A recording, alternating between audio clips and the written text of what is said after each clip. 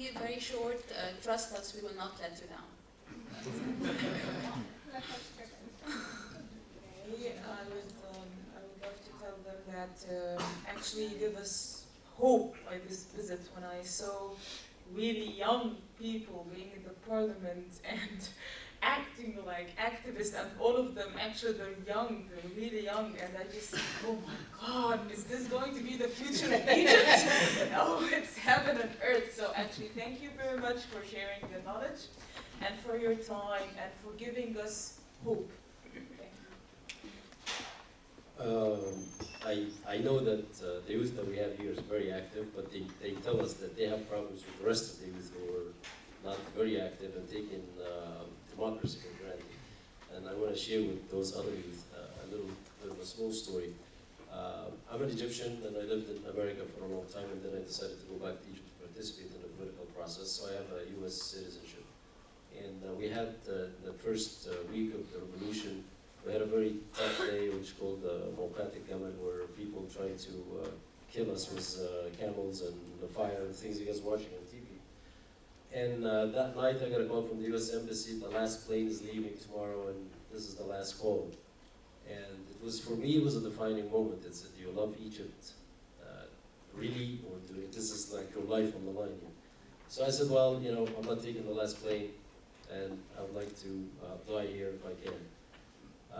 So you have something that other people were willing to die for. You have that great democracy that developed, that you take for granted. And I know if you live in the Western world, unless you go outside, you don't actually feel what it's like to have that democracy. And I didn't appreciate Egypt as much until I went outside of Egypt, lived outside of Egypt for a long time, and then I felt that I wanted to go back and contribute, and left my whole life in the US and went back to Egypt and started working on the modernization process. So I hope that you come to Egypt, work with us. I talked to so many of them about coming and monitoring the elections with us and participating and training our youth in the political parties and doing some good work. But bring other people as you bring other youth, and do like Rebecca did, just record videos of you being there and hear them on TV, and hopefully we can get more of you involved. And I have a great feeling that the Swedish youth as a whole would have this connection with the Egyptian youth for generations to come. Thank you very much for having us.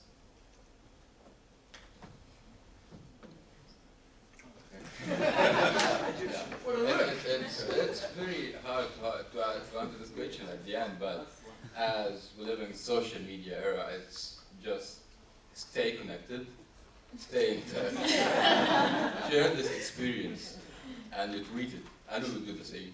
That's it.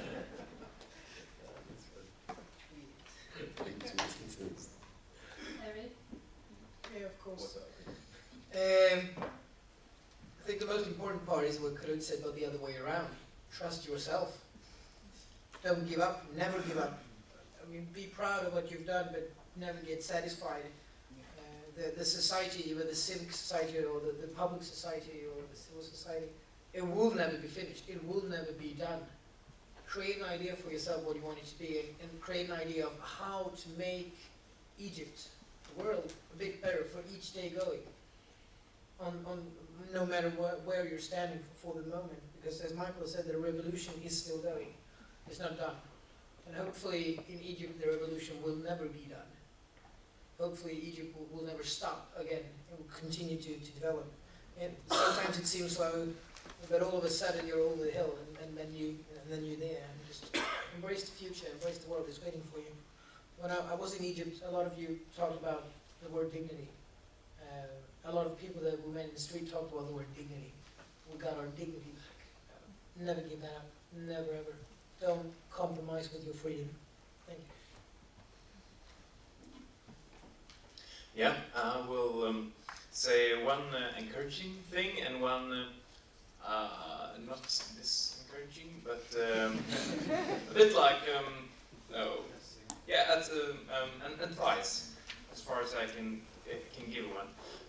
During this seminar and the last one, a couple of us Swedes have got the questions. But what do you think that we should do? What are your advices?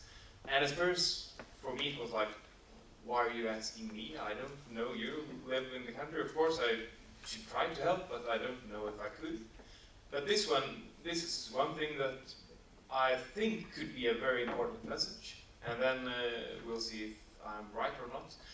I see a risk for all you people coming from Egypt here, that you are like intellectual elite of the society, that you're, many of you are more or less privileged in the society, and that it's easy to get stuck in your little bubble with your Twitter and Facebook accounts and your seminars and on your faculty, and it's easy to believe that you changed the world and that you reshape the future of Egypt with your discussions.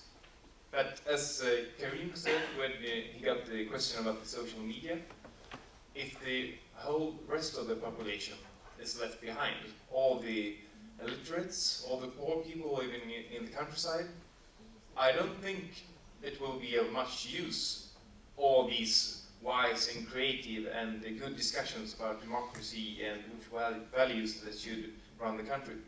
I think that, of course, it's hard, really hard, and that you have limited resources, but there's an election coming up soon, and my advice would be to say, start campaigning and get out and talk to people and spread the word and get more people involved, not just the intellectuals, the ordinary people. Otherwise, it won't be a working democracy.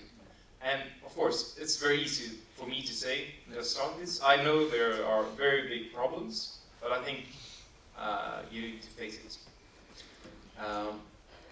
Yeah, and then I would like to just wrap it up with some positive and encouraging words. It must be like a teacher that says what you should do.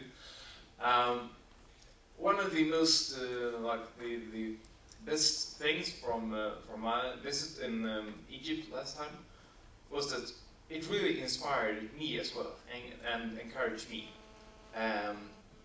Because you showed yourselves and the rest of the world and us Swedes that you can make a difference in the society. You can change everything. It isn't like all the problems you see in the world, they aren't given by nature or by God maybe. You are able to change it. And that is a very important message also for Swedish youth and for us in the youth organizations. Sometimes it's easy to forget that you can change and there is hope. And that was something that I really, I'm really thankful for you giving me it. Thank you so much. We're going to open up for a few questions also. But I would like to say it was very hard to pick the panel here because this workshop contained 35 participants, Swedes and Egyptians, and they all have amazing views and stories to tell. I mean, it's such an inspiration to listen to you. But a few questions, can you handle that? If there are any. Yes. Well, I would invite them. I would say that we take advantage out of their whatever, poverty, exactly. This is number one. Number two, for the future vision of Egypt, well, what I did see here in Sweden with the youth, I would love that Egypt in the future would be like you guys, like here, would have the same democracy, would have the same laws. For example, I heard a lot of things from my colleagues, extremely amazing, that people's rights are preserved and dignity are preserved by law and implemented. This is very, very important because in the old system, we did have law, but it weren't implemented. This is number one. Number two, the people in the street, the normal resident, as Leon said, the one that is not, from the intellectual, whatever, category of Egypt, he didn't understand his rights. He didn't know that his rights to get educated, to have good health, to have some sort of freedom of expression and freedom of choice, So we're going gradually. Of course, this is beside the national development within education, scientific research. Now we're working on this, education, scientific research, and economics within, first of all, agriculture, because Egypt was one of the oldest countries okay, in the agriculture.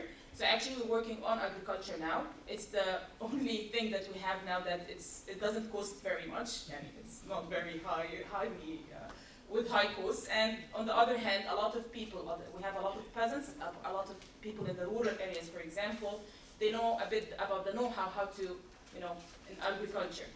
So we're engaging nowadays, for example, if I'm speaking about the economic aspect, not the political aspect, we're engaging a bit the rural areas, within agriculture, so that we would have a bit self-sustained communities in order to prepare them for elections, for constitution, for whatever.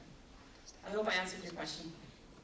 I think one of the fruits of this visit to Sweden is I've come to realize the gap between Egypt, the Middle East, and what the Western world is like. Because normally I've been traveling and I've seen the world, I would say, in many countries in Europe. But coming in touch with the parliament and seeing how the party is run and everything is definitely an exposure that I would assume everyone in Egypt needs to know what we're looking for, because I think we're quite disoriented now.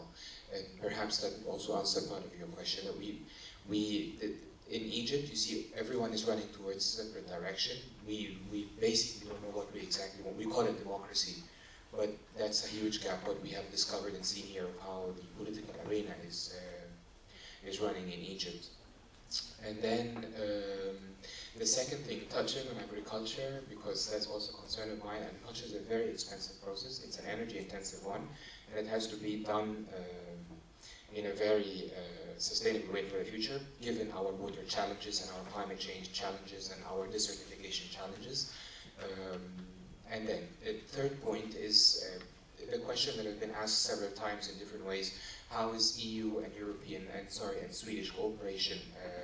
What should you do and everything? In the first phase of this workshop, we have met with the Minister of International Cooperation from Sweden, and I was very lucky to have had the chance of 5 minutes talking to her, and I asked her the same question. And she said, Egypt has done, or you Egyptians, you have done something that no one thought would ever happen, and that means that money is never your obstacle, right? So I think it's not about money, really what we want, or this sort of cooperation, as much as we just want to keep the spirits of this going to happen. And perhaps development cooperation, yes, could be economic, but it should also be linked to political development. So it is not like you give aid to Egypt in terms of money, but it's actually just investment. Like, make it as clear as investment, open companies, transfer business culture, and then, of course, this is all linked to having the correct political dynamics running in the country. Last but not least, I really have to thank the Swedish Institute for offering us this opportunity. Thanks. So it was announced recently that the Muslim Brotherhood and the WAFT, the Liberal WAFT Party, have a coalition together with 11 other parties. Wondering for your reaction to this. Is this a sign of political maturity, or is this a sign of existing parties hijacking your revolution? I think none of these 11 parties or 13 parties have women as leaders. Thanks. We can take it. Okay, Tom, do the question. Can we take another one?